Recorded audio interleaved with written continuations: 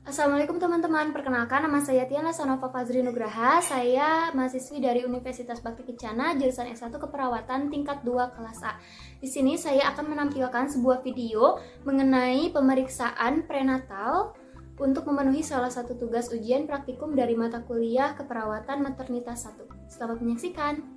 Pertama-tama kita akan masuk ke tahap praorientasi. Pada tahap ini kita sebagai perawat harus mengkaji diri kita sendiri, apakah kita mampu dalam melakukan tindakan kepada pasien atau tidak. Lalu selain itu kita juga perlu menyiapkan peralatan yang akan digunakan selama tindakan. Di sini ada sphygmomanometer, lalu ada stetoskop, ada termometer, ada pen light, ada pengukur tinggi badan, ada bengkok, ada doppler, refleks hammer, kapas wewangian, meteran, tisu, handscoon, lalu penimbang berat badan. Assalamualaikum Bu. Waalaikumsalam. Perkenalkan saya perawat Tian. Saya bertugas pada hari ini dari pukul 8 sampai pukul 2 siang. Sesuai dengan standar keselamatan rumah sakit ini, apakah boleh disebutkan nama dan juga tempat tanggal lahirnya? Nama saya Farah, tempat tanggal lahirnya di Bandung 15 November. Baik. Untuk usia kehamilannya berapa Bu? 36 minggu. Berarti sudah trimester 3 akhir ya Bu. Nah di sini sebelumnya bagaimana Bu kondisi Ibu sekarang? Alhamdulillah. Baik ya Bu ya. Di sini saya datang ke sini untuk melakukan pemeriksaan fisik prenatal. Tujuannya untuk mengecek kondisi kesehatan pada ibu dan juga janinnya Bu. Untuk prosedurnya nanti akan saya siapkan ya Bu ya alat-alatnya dan nanti akan saya periksa. Lalu untuk waktunya sekitar kurang lebih 20 menit. Apakah Ibu bersedia? Bersedia. Baik, kalau begitu saya siapkan terlebih dahulu ya Bu untuk alat-alatnya. Ya. Sekarang kita akan masuk ke tahap kerja. Pertama-tama yang akan kita lakukan adalah dekatan terlebih dahulu peralatan yang akan digunakan untuk pemeriksaan. Lalu kita tutup sampiran untuk menjaga privasi pada pasien. Lalu di sini kita anjurkan terlebih dahulu Ibu untuk buang air kecil terlebih dahulu.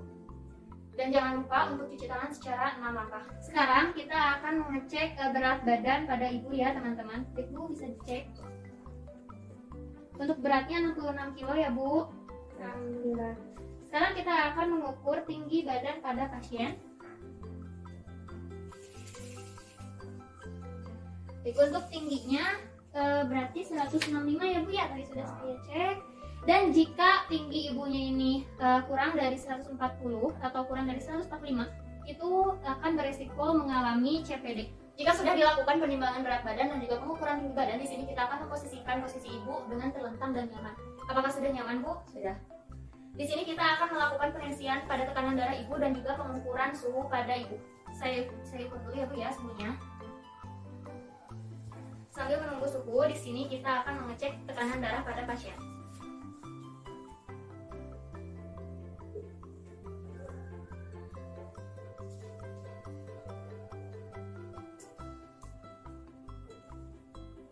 Kita akan cek.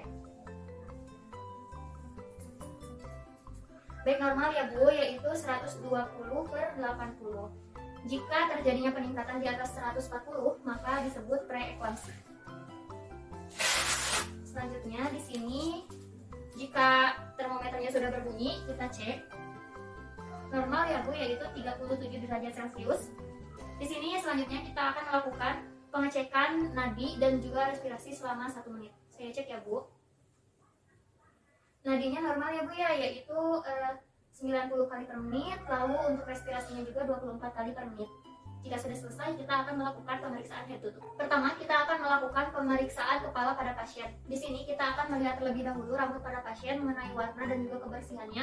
Lalu kita palpasi apakah ada nyeri tekan Bu? Tidak. Tidak ada ya Bu. Apakah ada pusing? Tidak ada. Selanjutnya kita akan mengecek pada bagian wajah pada pasien. Biasanya pada pasien ibu hamil, terutama trimester 3, pada wajahnya mengalami plasma gravidarum. Lalu selanjutnya kita akan mengecek pada bagian mata di pasien. Saya cek dulu ya Bu. Lihat ke atas Bu. Biasanya pada ibu hamil konjungtivanya mengalami pucat karena adanya penurunan hemoglobin. Baik, selanjutnya di sini kita akan mengecek fungsi dari mata. Bu bisa melihat papan nama saya? Bisa. Iya. Ya. Selanjutnya kita akan memeriksa pada bagian hidung pasien kita menggunakan pen light. Saya cek dulu ya Bu. Kita cek kebersihannya, terus apakah ada polip atau tidak. Lalu kita akan mengecek indera penciumannya. Bu bisa mencium ini? Bisa ke ibu nih. Ya benar ya Bu. Sekarang kita akan mengecek telinga pada pasien. Saya cek ya Bu. Untuk telinga dan telinganya tarik dulu ke atas. Lalu kita cek apakah bersih atau tidak. Lalu apakah ada peradangan atau tidak. Selanjutnya di sini kita perlu mengecek pada bagian mulut pasien. Kita lihat terlebih dahulu apakah mulutnya mengalami kering atau lembab. Lalu kita cek pada dalam mulut. Bisa dibuka Bu. Kita cek untuk giginya. Jika terdapat karies atau kehitaman berarti itu fisiologis ya teman-teman. Karena pada ibu hamil ada karies itu normal. Lalu kita lihat kebersihannya. Lalu di sini kita lihat gusinya apakah mengalami perdarahan atau tidak. Sekarang kita akan memeriksa pada bagian leher. Di sini kita akan palpasi apakah ada nyeri Bu? Tidak. Tidak ada. Selanjutnya kita akan memeriksa fungsi menelan. Apakah ada nyeri Bu? Tidak.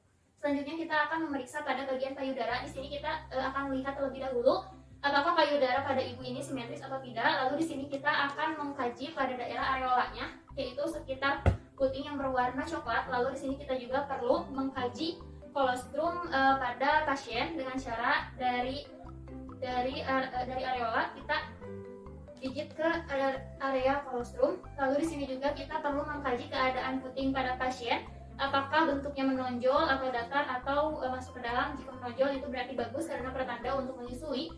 Selanjutnya di sini kita akan mempalpasi pada daerah payudara pasien. Ibu mohon maaf ya Bu, bisa di keatasan pada kepala ya, tangannya. Di sini kita anjurkan ibu untuk mengangkat tangannya di belakang kepala, lalu kita palpasi searah jarum jam untuk memeriksa apakah ada benjolan atau tidak. Sudah ya Bu, bisa seperti biasa lagi. Selanjutnya di sini kita akan memeriksa pernapasan pada pasien menggunakan stetoskop. Saya cek ya Bu. Selanjutnya kita akan mengecek pada abdomen pasien. Di sini kita lihat terlebih dahulu untuk pembesarannya ini apakah ke depan atau ke samping. Lalu di sini juga kita perlu mengecek linea alba, yaitu untuk garis hitam yang ada pada atas simfisis pubis. Lalu selanjutnya kita di sini kaji apakah ada striae atau yang putih-putih pada abdomen. Lalu di sini kita akan mengkaji auskultasi di sinusus. Saya cek ya Bu. Untuk normalnya fisiologis biasanya pada ibu hamil ini untuk isi ususnya menurun, yaitu tadi 5 ya Bu. Sekarang kita akan memeriksa bagian Leopold. Untuk pemeriksaan Leopold ini ada 4 bagian, Leopold 1, 2, 3, dan juga 4. Dan jangan lupa pada saat pemeriksaan Leopold ini untuk bagian pakaiannya bisa dibuka, dan untuk kakinya ini agak ditekuk ya teman-teman, atau ditekuk. Bisa ditekuk Bu kakinya. Baik, seperti itu. Lalu untuk selanjutnya di sini kita akan melakukan pemeriksaan Leopold 1. Ini tujuannya untuk mengetahui usia kehamilan. Di sini kita palpasi dari bawah ke atas. Jika ada bagian yang keras melenting itu berarti bagian kepala, dan juga jika ada yang lembek berarti itu bagian bokong. Dan di sini untuk kepalanya ini ada di bagian atas simfisis pubis ya. Lalu selanjutnya di sini kita akan mengukur tinggi dari TFU-nya. Tinggi dari fundusnya, dari fundus ke bagian simfisis. Di sini 38 cm. Jika kita akan mengetahui dalam bulan berarti 38 dibagi 3,5, lalu jika minggu 38 kali 8 lalu bagi 7. Untuk selanjutnya kita akan melakukan pemeriksaan Leopold 2. Ini untuk menentukan bagian punggung serta kaki dan tangan. Jika punggung ini akan terasa datar, keras, dan juga agak melenting. Lalu jika untuk kaki dan tangan itu akan ke dalam. Di sini kita akan palpasinya. Nah, di sini kebetulan untuk punggungnya ini ada di sebelah kanan ibu.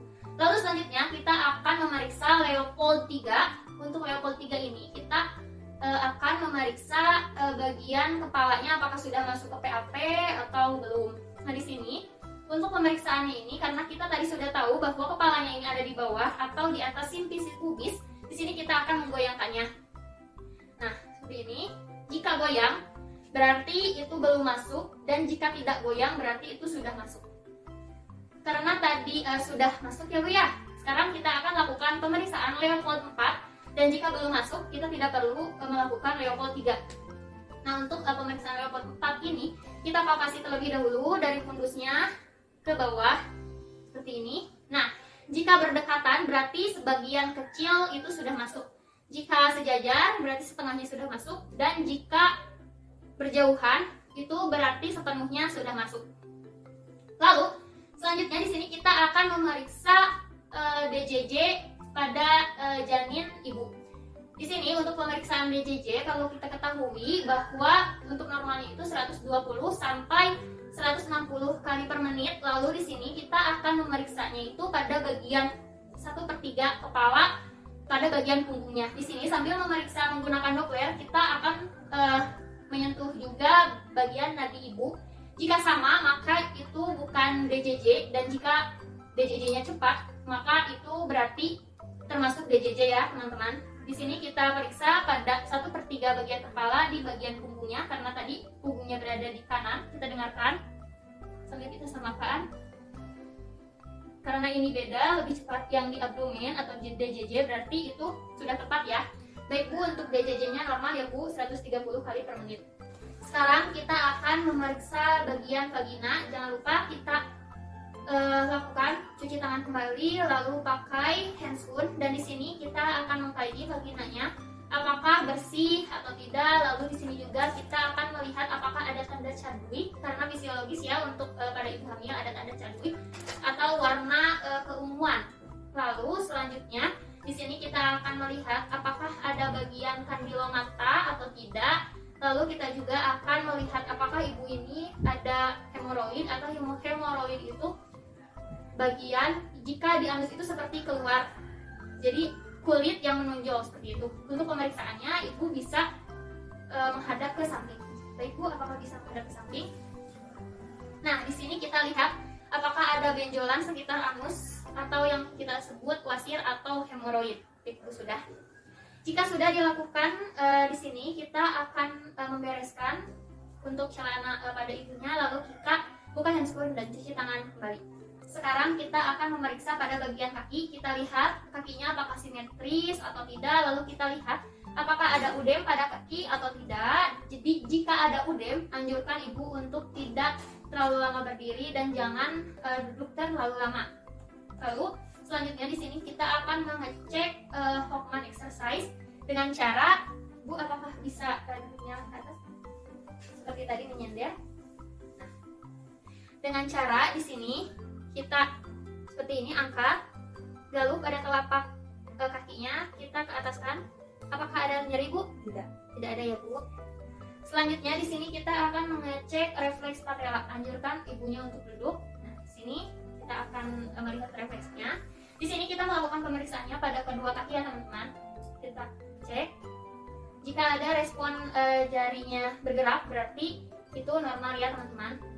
Alhamdulillah ya Bu, pemeriksaannya sudah selesai, dan tadi untuk hasil pemeriksaannya alhamdulillah juga kepalanya sudah masuk ke pinggul ya Bu ya. Dan alhamdulillah ternyata ibu sudah siap untuk melahirkan ya Bu jika dari pemeriksaan. Dan tadi sudah diperiksa juga bahwa keadaan janin juga ibunya juga sehat ya Bu ya, alhamdulillah. Nah, jika seperti itu mungkin nanti akan ada tanda-tanda melahirkan, ibu bisa langsung saja ya Bu ya ke rumah sakit terdekat. Nah, sebelumnya apakah ada yang mau ditanyakan Bu? Cukup ya Bu. Kalau begitu saya tinggal dulu ya Bu ya ke ruang perawatan. Mudah-mudahan nanti proses persalinannya juga lancar ya Bu. Amin. Makasih Sister. Iya, kalau begitu saya pamit dulu ya Bu. Ya. Ya, assalamualaikum. Waalaikumsalam. Nah, di sini jika sudah selesai, kita bereskan alat dan bawa ke ruang perawatan, dan jangan lupa untuk dokumentasikan. Terima kasih sudah menyaksikan video saya. Mudah-mudahan bermanfaat ya bagi teman-teman semua. Mohon maaf bila ada kesalahan. Wassalamualaikum warahmatullahi wabarakatuh.